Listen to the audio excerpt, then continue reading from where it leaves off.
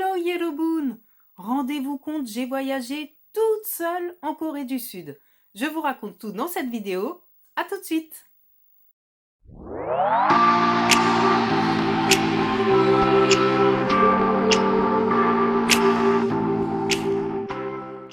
Hello Yellowboon! Bienvenue sur ma chaîne Fafa sa pop et ses dramas. Je suis ravie de vous retrouver pour cette toute nouvelle vidéo.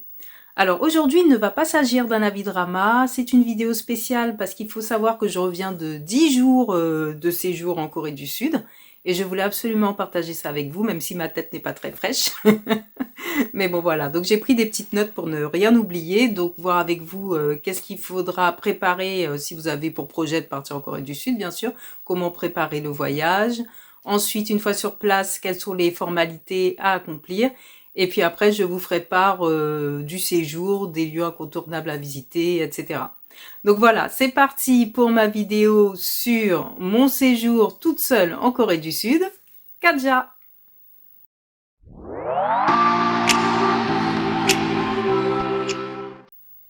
Alors la première partie de cette vidéo va concerner la préparation du voyage. Donc il faut savoir que la Corée du Sud, pour moi, voilà, c'est un rêve d'y aller depuis un certain nombre d'années. Je me suis lancée dans l'apprentissage de cette langue, ça fait maintenant 2 ans et demi. Donc voilà, je voulais mettre en pratique tout ce que j'avais appris et c'est pour ça que je voulais absolument me rendre là-bas, me rendre compte de ce que pouvait être en vrai la culture coréenne et puis en prendre plein les yeux. Mais avant ça, il me fallait me renseigner puisque j'allais voyager toute seule. Et en tant que femme noire et de plus de 40 ans, c'est vrai que je me posais pas mal de questions, même si vous me direz l'âge n'a aucune importance. Mais voilà, donc je me suis pas mal renseignée sur des vlogs de voyageurs, sur le guide du routard, hein, si je dois vous citer comme ça des sites. J'ai été aussi sur des blogs consacrés à la Corée du Sud. Et puis surtout, j'ai suivi énormément de vlogs de personnes qui habitaient en Corée du Sud ou alors qui faisaient un voyage en Corée du Sud. Donc voilà, moi je vous encourage vraiment à vous renseigner. Voilà, sur les chaînes YouTube, vous allez trouver pas mal de YouTubeurs. Et puis sur les blogs, les sites internet qui renseignent les personnes voilà, qui voyagent toutes seules, ce qui a été mon cas. J'en profite pour vous dire que s'il y a encore des questions que vous posez à la fin de cette vidéo, n'hésitez pas à m'envoyer un message privé sur mon compte Instagram hein, que je mets ici, Fafa sa pop et ses dramas, et je me ferai bien sûr un plaisir de vous répondre. Alors surtout n'hésitez pas. Alors une fois toutes ces informations prises, il faut déterminer dans quel quartier vous voulez résider. Et là, vraiment, je remercie ma prof de coréen. C'est une jeune youtubeuse. D'ailleurs, si elle passe par là, je lui fais de gros bisous. Coucou Becky. Et je lui avais posé énormément de questions sur quel quartier elle me conseillait pour quelqu'un qui voyageait seul, une femme seule. Et donc, elle m'avait donné vraiment des conseils très judicieux. Et elle m'avait recommandé 3 quartiers. Elle m'avait recommandé le quartier de Myeongdong, qui est l'équivalent de Châtelet à Paris. Elle m'avait aussi recommandé le quartier de Hongdae, qui est un quartier universitaire qui bouge pas mal. Et puis le quartier de Gangnam, qui lui, est plus un quartier d'affaires. Donc après avoir regardé encore une fois des vlogs sur les différents quartiers, moi j'avais opté pour Myeongdong, puisque c'est un quartier qui est assez central. D'ailleurs, si vous devez voyager pour une première fois en Corée du Sud, je vous conseille vivement de prendre ce quartier parce qu'il y a tout, absolument tout. C'est vraiment le point névralgique de Séoul et vous pouvez rejoindre vraiment tous les lieux touristiques très facilement. En deuxième position, je mettrai Hongdae, mais vraiment en première position, sans hésitation, Myeongdong. Alors une fois que vous avez choisi le quartier dans lequel vous voudrez résider, il vous faudra maintenant passer à l'étape suivante, à savoir la réservation des billets d'avion et de l'hôtel. Et pour les billets d'avion, il faut s'y prendre vraiment tôt. Par exemple, moi je suis partie début septembre pour la Corée du Sud et j'avais réservé mes billets au mois de mai. Donc plus vous réservez tôt et plus vous avez accès à des tarifs préférentiels. Donc vraiment, n'attendez pas le dernier moment pour réserver parce que plus vous attendrez et plus les prix augmenteront. Alors pour la compagnie aérienne, je m'étais renseignée sur les différents forums et la compagnie qui est arrivée en première place, c'était bien sûr la compagnie nationale, à savoir Air Korea. Et donc cette compagnie est vraiment très sérieuse. C'est avec cette compagnie que j'ai voyagé d'ailleurs.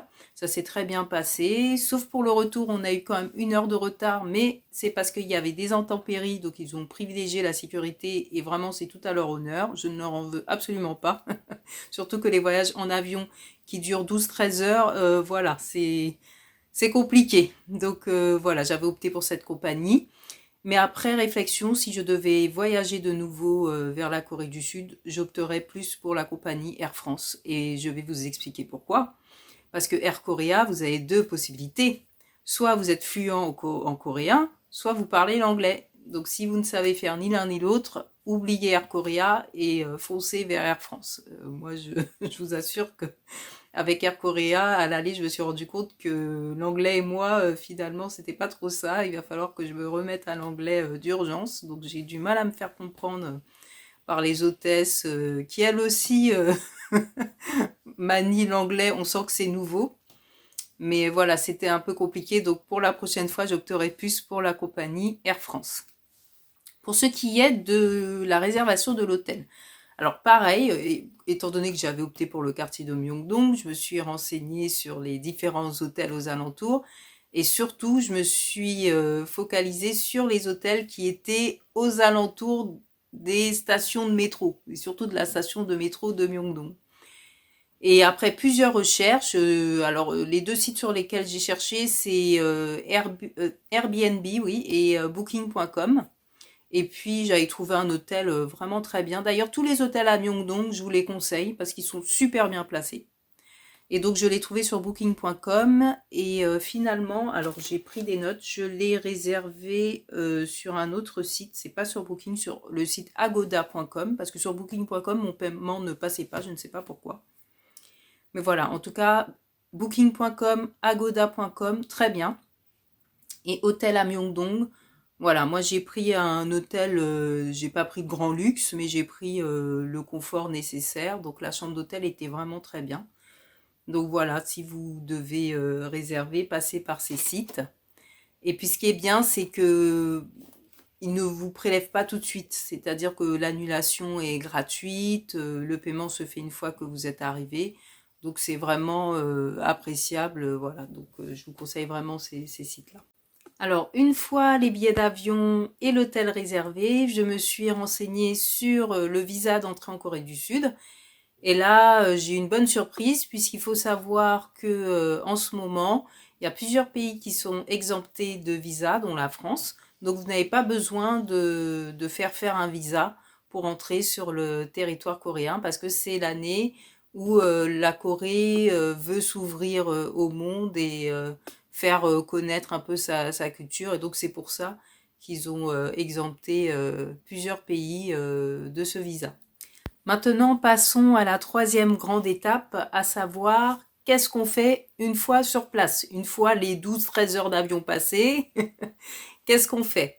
Alors, première chose, lorsque vous arrivez à l'aéroport, tout est très bien indiqué, ne vous en faites pas, vous ne serez absolument pas perdu, donc suivez bien les indications, et à défaut, suivez les personnes qui étaient avec vous dans l'avion.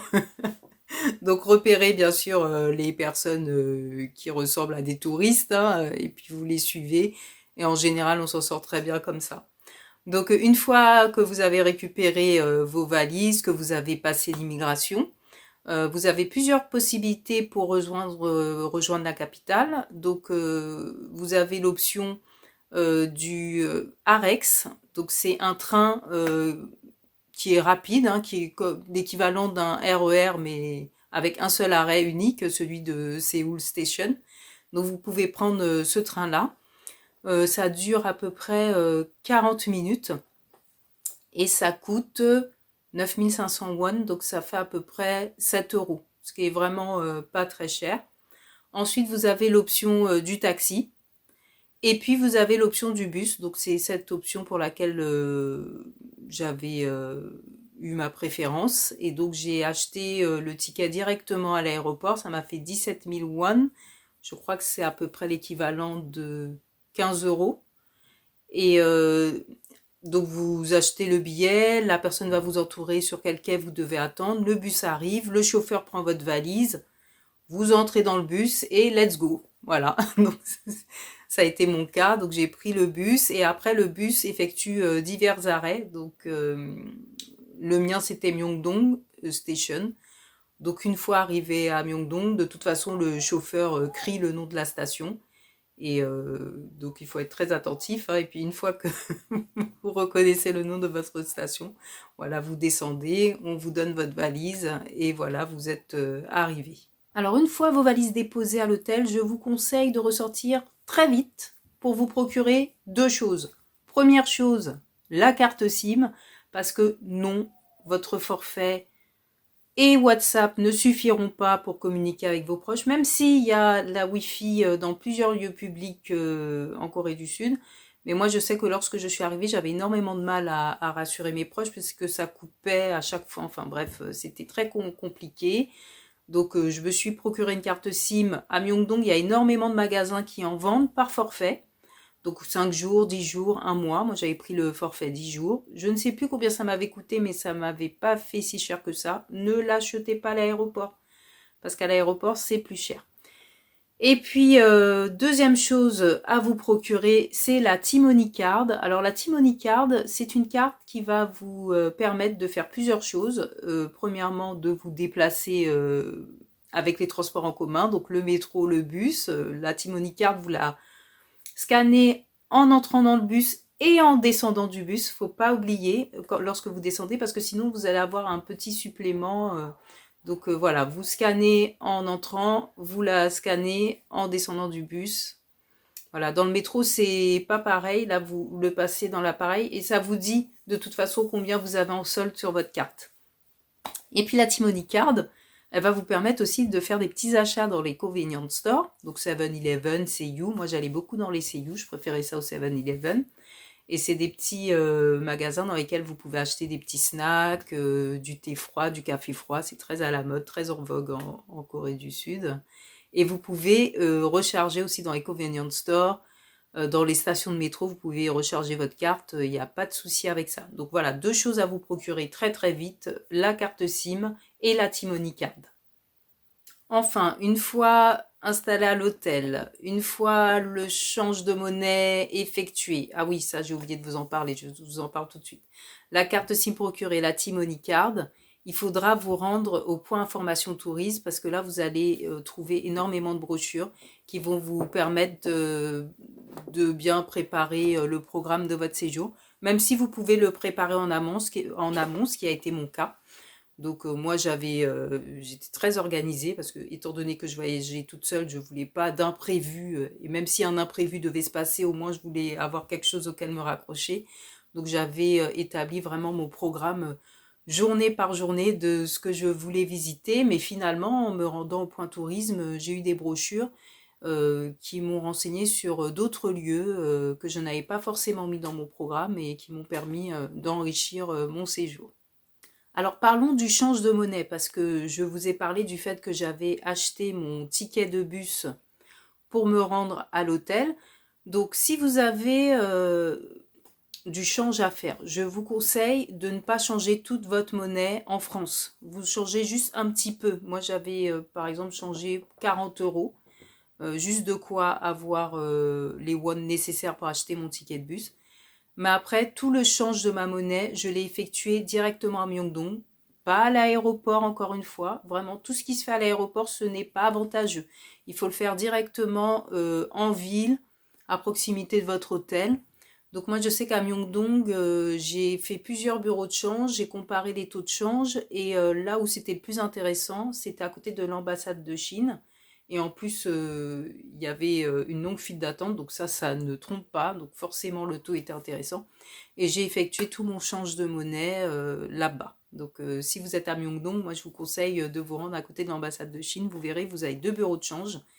Et donc effectuer votre change de monnaie. Je sais qu'il y a des hôtels comme le mien qui proposaient aussi du change de monnaie par le biais d'une machine. Mais au niveau du taux, je ne sais pas si c'était intéressant, mais voilà, moi j'ai pas essayé. Mais je vous conseille vraiment, c'est les deux bureaux de change à côté de l'ambassade de Chine. Alors maintenant, je vais vous raconter mon séjour et encore une fois, c'est une expérience qui m'est propre. Voilà, peut-être que vous, pour ceux qui ont été en Corée du Sud, vous avez vécu les choses autrement. Voilà, moi c'est vraiment mon expérience personnelle, donc c'est pas quelque chose à généraliser pour tout le monde. Alors, il faut savoir que lorsque j'ai pris le bus, c'était déjà là un gros choc. Parce que déjà, je ne savais absolument pas si j'étais dans le bon bus. J'ai demandé à une touriste, et il s'est avéré que c'était une touriste japonaise, donc la pauvre, elle pouvait pas m'aider plus. Et puis, je me suis rendu compte vraiment là que j'étais vraiment en minorité. Mais vraiment, c'était fou, puisque dans le bus, tous les touristes étaient asiatiques. Il faut savoir qu'en Corée du Sud, la grande majorité des touristes sont des touristes asiatiques. Ce sont des touristes qui viennent de Chine en grande partie. Après, vous avez beaucoup de touristes japonais. Et après, vous avez des touristes thaïlandais. Il y a des Américains, beaucoup d'Américains. J'en ai croisé pas mal. J'ai entendu parler aussi allemand, italien, français. On entend parler un peu français. Mais voilà, c'est principalement des touristes asiatiques. Donc quand je suis descendue du bus, c'est vrai que j'avais vraiment pas envie de descendre du bus. Je me suis dit tout le monde va me regarder, ça va être horrible. Et non, hein, il a bien fallu que je descende du bus. Donc voilà, je suis descendue du bus. J'ai traîné ma valise jusqu'à l'hôtel, mais je regardais que le sol. Je me suis dit, je vais pas regarder les gens, je fonce, je fonce. Mais voilà, alors je peux vous dire que voilà, cette peur-là, elle est partie au bout du deuxième jour hein, du voyage en Corée du Sud. Voilà, j'ai surpassé cette angoisse. Oui, il n'y a pas beaucoup de Noirs en Corée du Sud. Ben écoutez, hein, on est comme on est, donc j'ai fait avec. Après vous dire que j'ai pas eu de regard, ça serait mentir, puisque dans le métro, j'ai eu deux personnes âgées, mais c'était même pas des Coréennes, c'était des Chinoises, parce que j'ai reconnu la sonorité de la langue, et qui m'ont regardé, mais c'est même pas regardé, elles m'ont dévisagé de haut en bas, elles m'ont scanné, vraiment, elles m'ont mise très mal à l'aise. Ça a été vraiment une mauvaise expérience, mais la seule, parce que les Coréens, alors eux, par contre, eux, ils font leur vie, hein, ils vous regardent pas. Et même les personnes âgées dans le métro qui me regardaient, mais c'était plus par curiosité, mais c'était pas un regard insistant, malaisant. Donc voilà, vraiment, ne vous en faites pas. Si vous êtes une femme noire ou un homme noir et tout, vous allez en Corée du Sud, on s'occupe pas de vous, hein. De toute façon, que vous soyez blanc, noir, vous êtes étranger pour eux. Donc voilà, ils savent, hein, c'est une société qui est en constante évolution. Donc pour eux, c'est pas une nouveauté de voir une personne noire. Donc je vous rassure par rapport à ça. Ensuite, parlons de la communication, parce que comme je vous l'ai dit, moi je fais un apprentissage de coréen, ça fait maintenant 2 ans à peu près, et j'ai eu le topic niveau 1, bravo à moi-même, et je suis arrivée là-bas en me disant, vous allez voir ce que vous allez voir les Coréens, moi je vais parler avec vous, je vais communiquer en coréen, vous allez être étonnés. Que nenni, rien du tout, rien de tout ça. Je suis arrivée, j'ai même pas pu en placer une. Tout de suite, ils vous disent Hello, how are you? Ils vous parlent en anglais. Même si vous répondez en coréen, ils vous parlent en anglais quand même. Donc franchement, résultat des courses, le coréen, je l'ai pas du tout utilisé, ou très peu, juste pour dire bien Amnida, Chuseyo, Mulchuseyo, enfin des trucs ultra basiques. Mais sinon, c'est que de l'anglais. C'est vraiment, si vous allez là-bas que vous parlez l'anglais, c'est bon, vous saurez vous débrouiller parce que de toute façon, tous les Coréens vont s'adresser à vous en anglais. Donc c'est ce que j'ai trouvé un peu dommage. C'est au niveau de la communication, elle se fait principalement en anglais. Alors parlons maintenant des transports parce que j'en avais beaucoup entendu parler. Les gens disaient que c'était propre, etc. Ah bah écoutez, tout ce que les gens disaient était vrai. Vraiment, le métro, c'est nickel, c'est propre. J'aime la manière dont sont agencés les sièges, puisque c'est tout le long du mur de la rame, ce qui fait qu'au milieu, il y a plein de place pour rester debout. Je sais pas pourquoi c'est pas comme ça en France, voilà. Et puis chose que j'ai vue là-bas, que je n'ai jamais vue en France, vous avez une dame qui fait le ménage dans la rame du métro, donc pendant que vous êtes assis et tout, elle passe, elle a son balai, elle ramasse le peu de papier qu'il y a, parce que c'est des tracts publicitaires, elle enlève, elle met dans son sac poubelle. Vraiment, j'ai trouvé ça tellement décalé par rapport à ce que nous, on vit en France. Mais voilà, là-bas, c'est très propre. Il y a des places réservées pour les femmes enceintes, personnes âgées. Personne ne s'assoit là, hein, tout le monde respecte. Et puis les gens, ils font la queue pour entrer dans la rame. Vous voyez, ici à Paris, des moments, j'attends le métro. Il y a toujours un individu, je ne sais pas pourquoi, il va venir se planter là devant moi, là comme ça. Et puis il va me passer devant pour entrer dans la rame. Ah bah c'est pas comme ça à Séoul. À Séoul, vous arrivez, vous avez des petits fléchages au sol.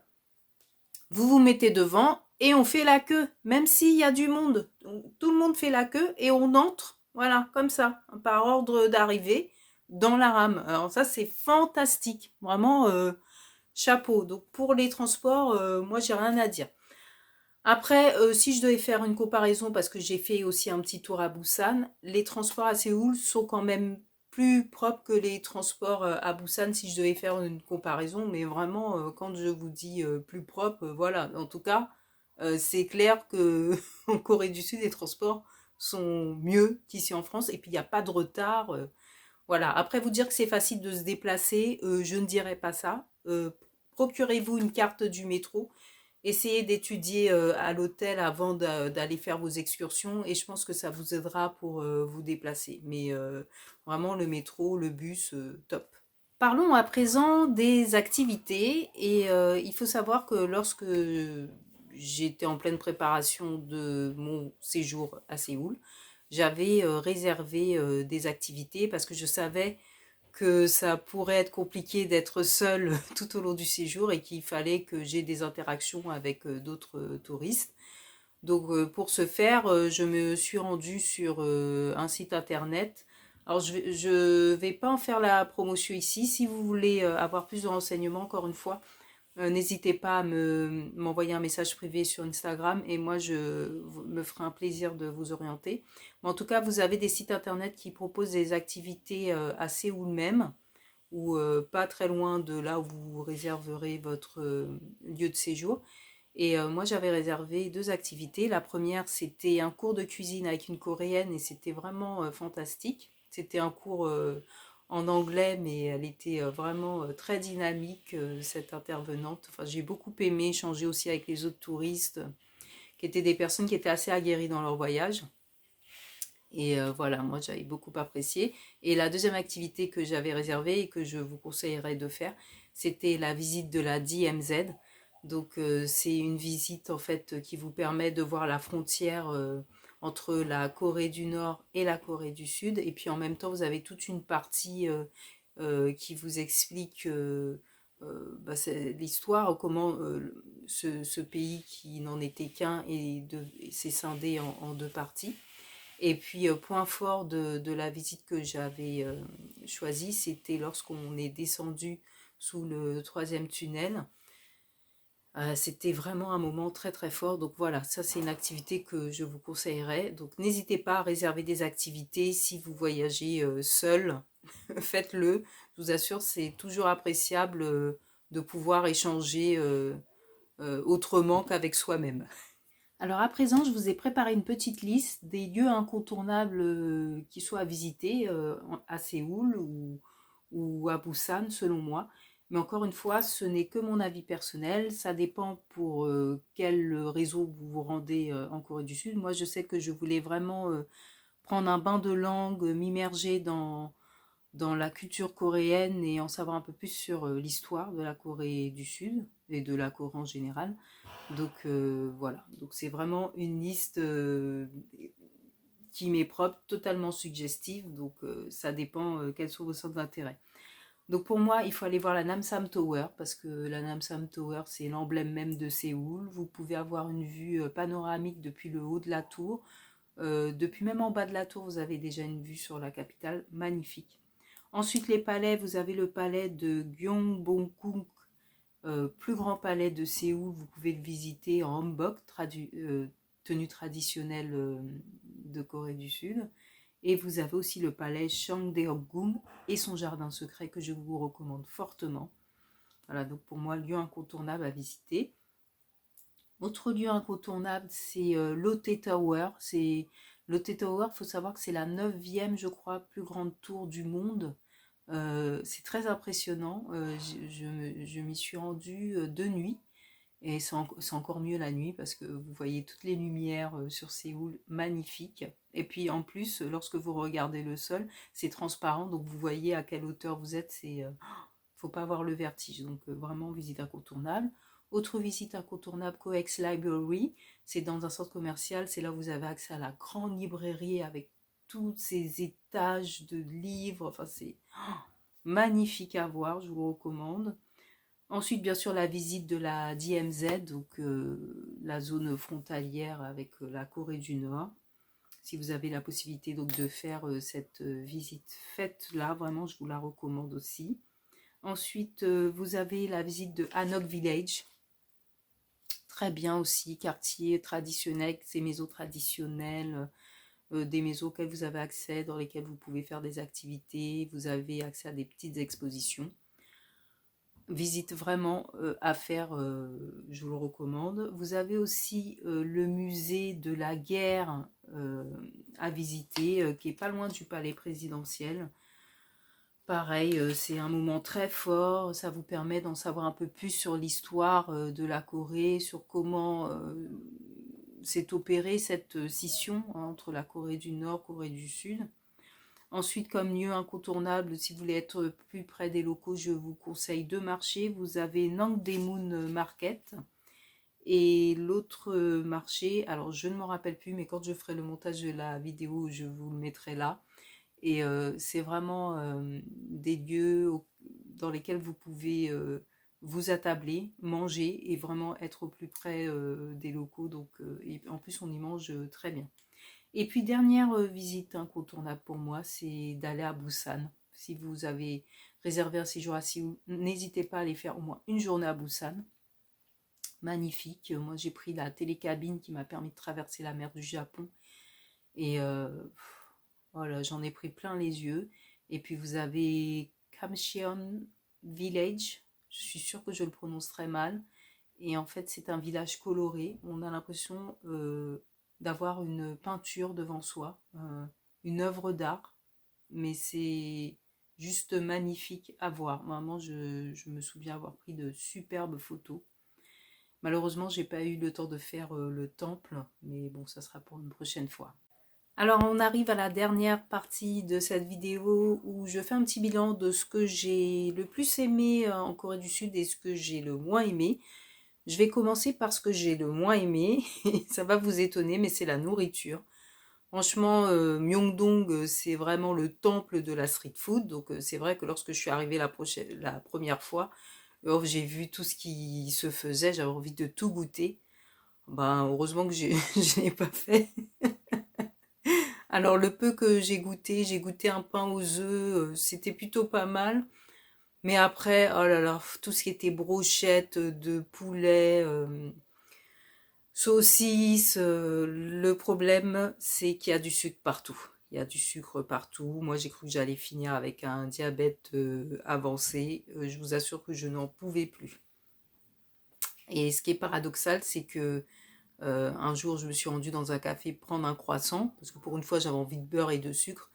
Et là, ils avaient mis du sel. Donc, donc voilà, vraiment au niveau de la nourriture, on peut pas dire que j'ai été que je me suis régalée. Ça serait vous mentir. Il y a trop de sucre, trop de sucre, trop de sucre.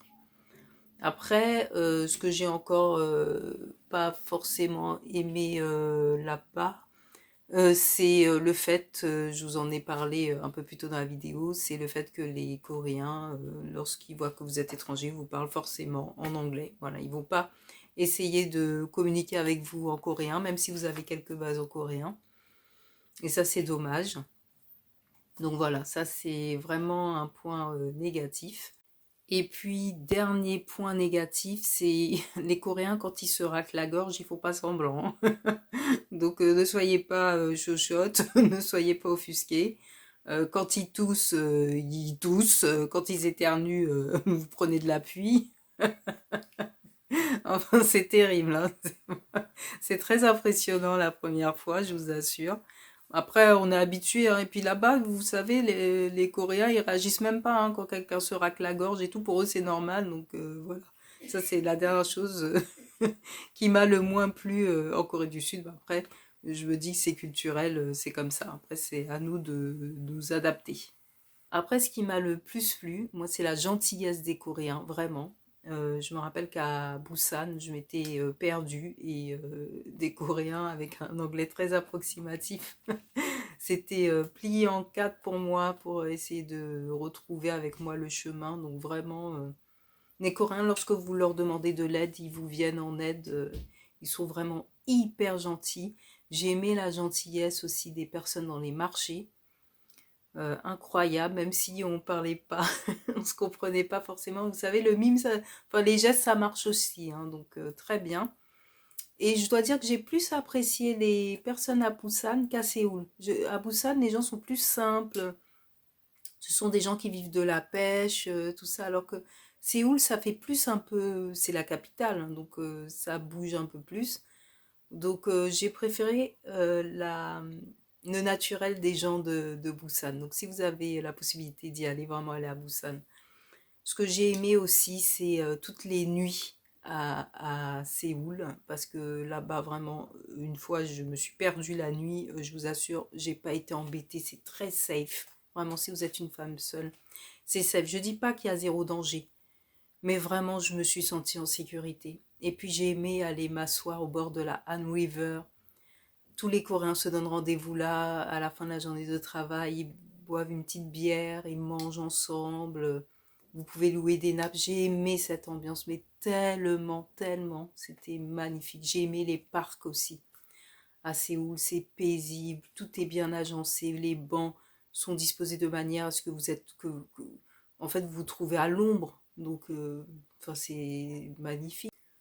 Autre chose que j'ai aimé aussi en Corée du Sud, c'est la propreté. Vraiment, c'est propre dans les transports, c'est propre dans les magasins. Quand il pleut, ils mettent des espèces de systèmes d'éponge pour vos parapluies. Donc avant d'entrer en station ou dans un centre commercial, vous passez votre parapluie dedans, comme ça les sort. Ou alors vous avez des systèmes d'ensachage, donc vous passez votre parapluie il est emballé, enfin voilà, ce qui fait que de toute façon vous n'allez pas tremper ou mettre de la boue dans le centre commercial. De toute façon, il y a des gens qui nettoient tout le temps, enfin vraiment la propreté, voilà, là-bas c'est religion, c'est fantastique. Et puis, dernière chose, moi j'ai aimé tout le voyage, voilà. Donc vraiment, si vous avez pour projet de partir en Corée du Sud, que vous êtes seule, hein, que vous êtes une femme seule, même une femme noire, hein, bah, vous pouvez y aller en Corée du Sud. Surtout n'hésitez pas. Voilà, j'espère qu'à travers cette vidéo, j'ai répondu à pas mal de vos questions. Si vous avez d'autres questions, encore une fois, n'hésitez pas à m'envoyer un message privé sur mon compte Instagram Fafa sa pop et ses dramas. Je me ferai un plaisir de vous répondre. Et moi, je vous dis à bientôt pour une prochaine vidéo. Annyeong 여러분. Peace. Au revoir.